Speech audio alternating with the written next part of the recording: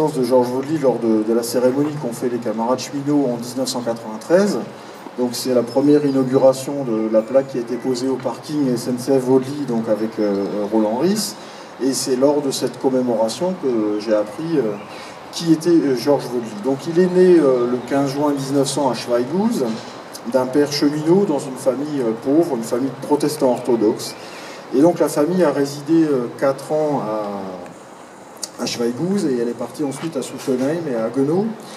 Georges Vaudely avait fait donc un apprentissage de cordonnier et il est rentré aux ateliers ferroviaires de Bischheim en 1914 où il a suivi une formation d'ajusteur et où il a été donc ajusteur.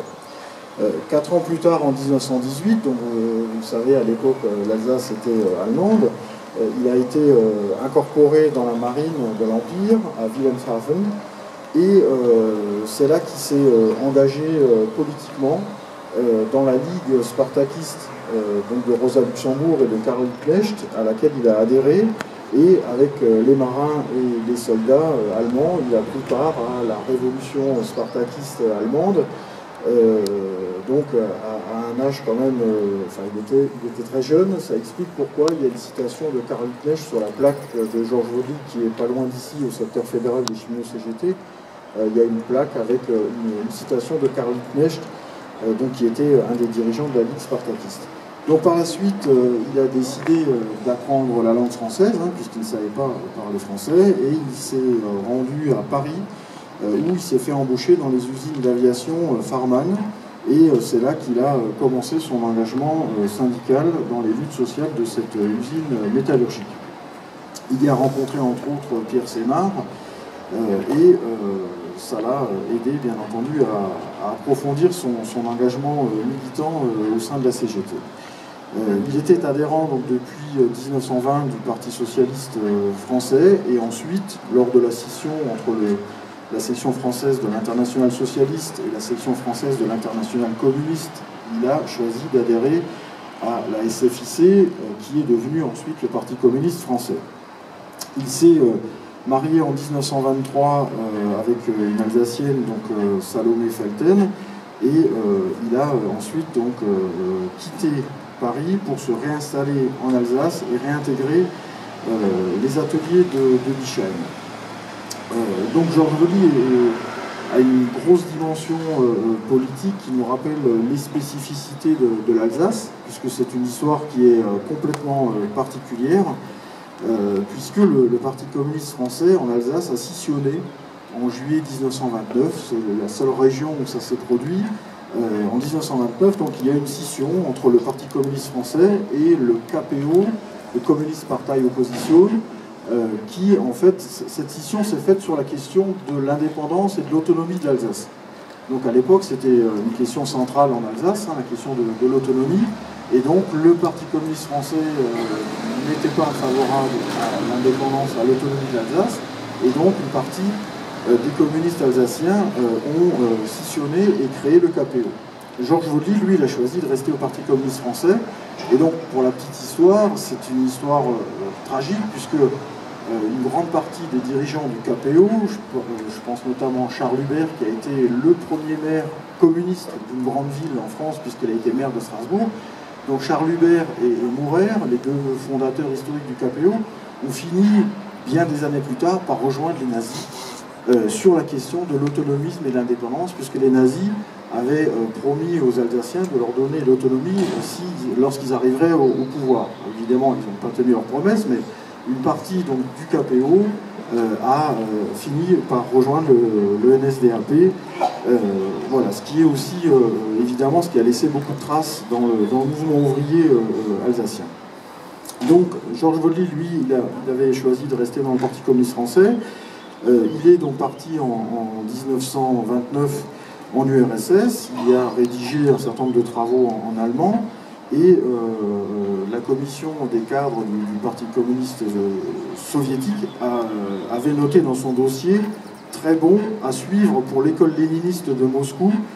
Finalement, sa candidature n'a pas été retenue en raison de son âge, et donc il s'est mis à militer à la CGT, et là aussi c'est une spécificité. Donc à l'époque, la CGT a scissionné aussi après 1914 sur la question de la guerre.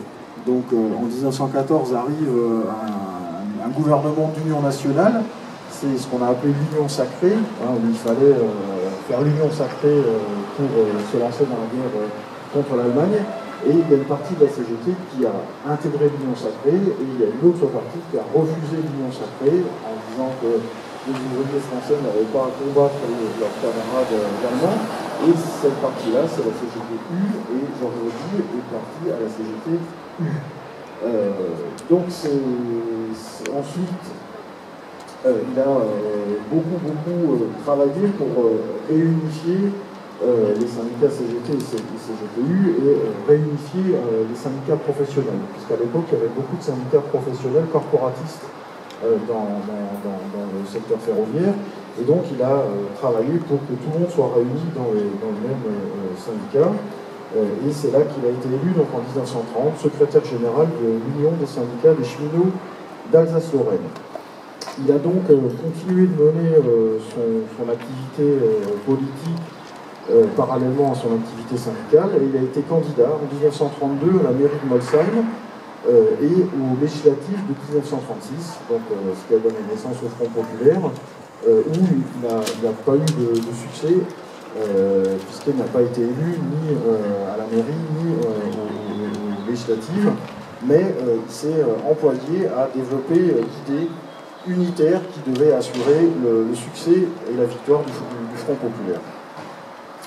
Évidemment, en 1939, les nuages allaient s'accumuler sur l'Europe avec l'arrivée des nazis au pouvoir en Allemagne, et la population de Strasbourg a été évacuée, notamment en Dordogne. Georges Vaudely, lui, il a été réaffecté des ateliers de Bischheim au dépôt de Gretz, en Seine-et-Marne. Et quelques jours après son arrivée à Gretz, le Parti communiste français a été interdit, puisqu'il y a eu le pacte germano-soviétique, donc la signature du pacte entre Hitler et Staline, qui a fait que le PCF a été interdit. Ça ne l'a pas empêché de continuer son combat, puisque dès 1933, il s'était déjà consacré à l'aide à la résistance allemande, en participant à l'édition de deux journaux, l'un du Rote Fahne, donc le drapeau rouge, et l'autre du Deutsche Volkszeitung, journaux clandestins qui faisaient parvenir en Allemagne en passant par la Suisse.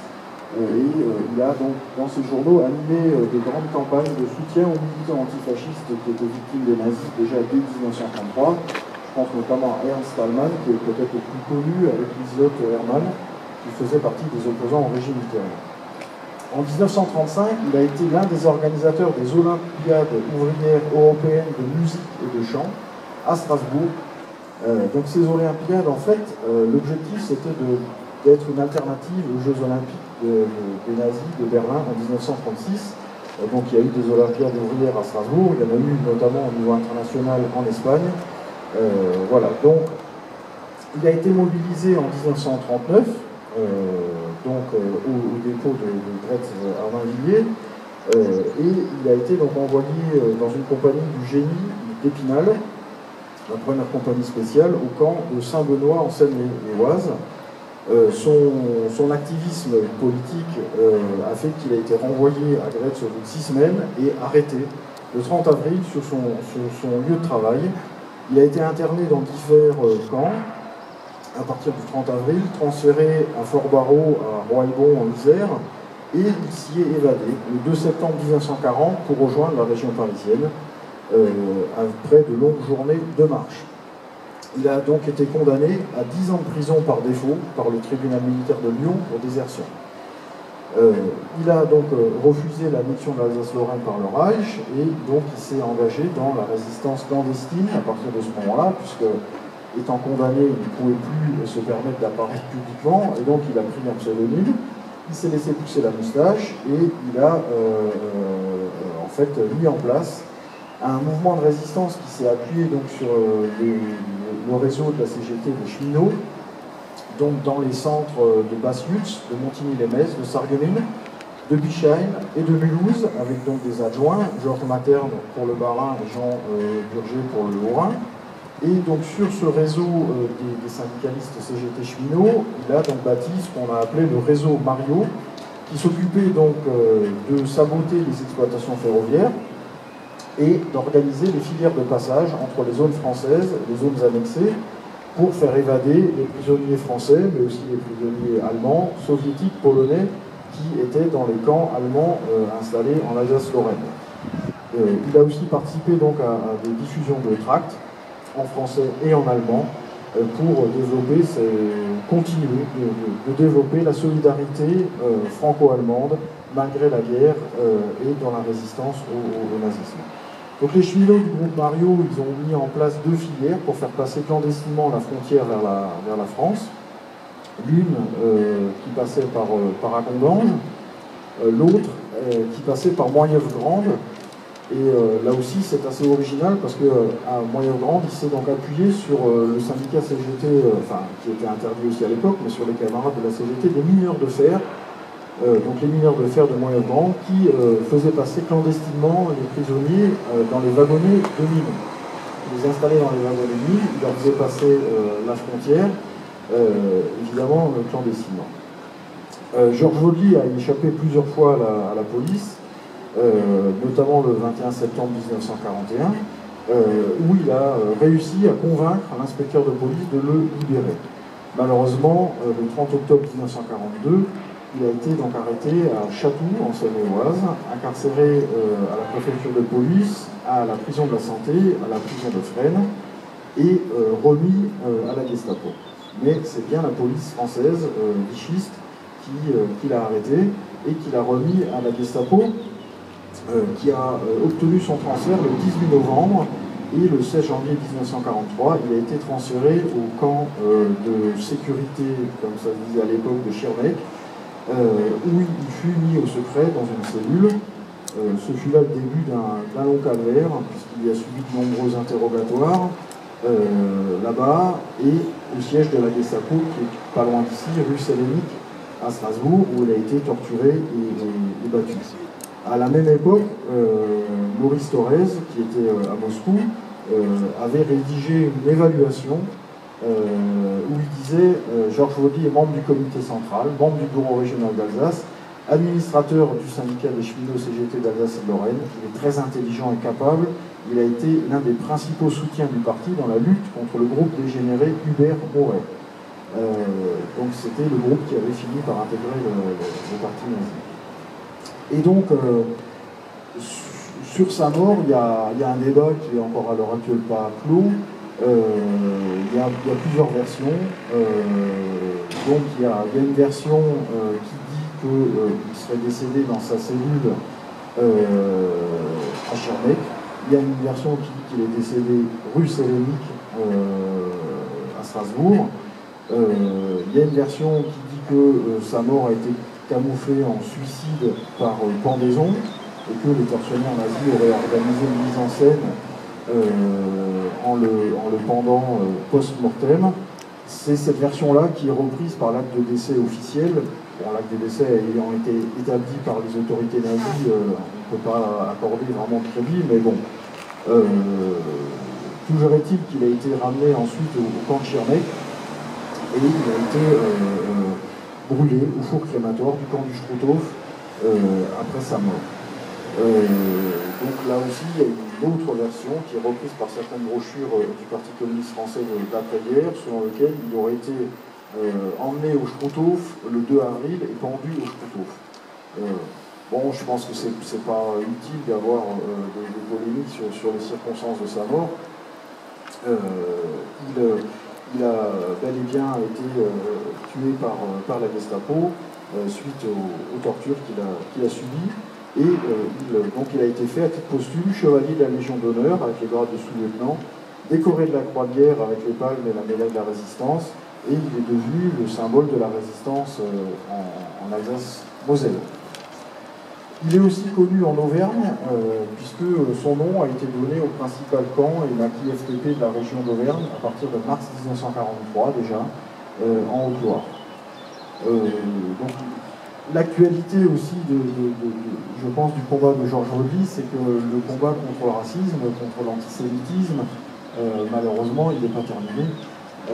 Je pense qu'à l'époque, tout le monde se disait plus jamais ça, mais malheureusement, la misère, le chômage, l'exclusion font que les raisons, le terreau sur lequel prospèrent les idées racistes et xénophobes, il est toujours là. Et j'en veux pour preuve l'ouverture à Strasbourg d'un bar qui s'appelle l'Arcadia, qui est ouvert par un groupuscule qui s'appelle le Bastion Social, au 29 rue Vauban à Strasbourg. Donc ce bar a une conception raciste de la solidarité envers les sans domicile fixe, puisqu'il recueille de la nourriture qu'il ne distribue qu'aux blancs. C'est comme ça qu'il l'annonce. Ce bar, depuis son ouverture le 9 décembre 2017, a déjà connu 3 cycles de violence. Le premier, donc un jeune homme d'origine immigrée, a été agressé par le trésorier du Bastion Social, qui a été depuis condamné à la prison ferme.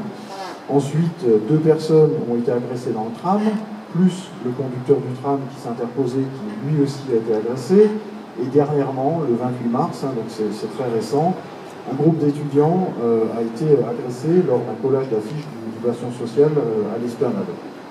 Et aujourd'hui même, Bruno Gollnisch, donc ancien du Front National, négationniste, puisqu'il a été condamné pour négationnisme, puisqu'il nie l'existence des chambres à gaz. Donc Bruno Gollnisch est l'invité du Bastion Social aujourd'hui à Strasbourg. Donc la mairie de Strasbourg a réagi, le conseil municipal a voté une résolution pour demander la fermeture de ce local.